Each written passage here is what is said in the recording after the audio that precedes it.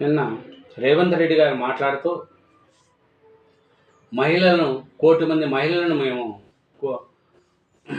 కోటీశ్వరులను చేస్తాం, అలాగే మహిళా ఓట్లు మాకే ఉంటాయి, మళ్ళీ అధికారం మాదే అని నిన్న రేవంత్ రెడ్డి గారు చెప్తున్నారండి.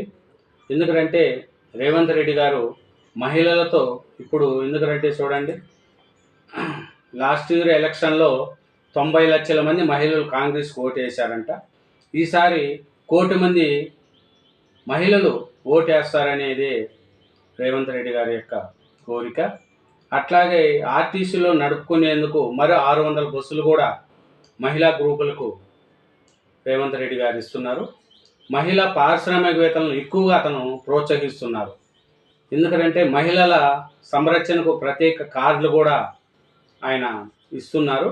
కాబట్టి మళ్ళీ అధికారం మాదే.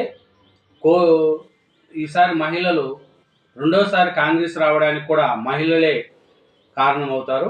కాబట్టి మహిళలను అన్ని విధాలా ప్రోత్సహిస్తాను అంటున్నాడు సీఎం రేవంత్ రెడ్డి గారు.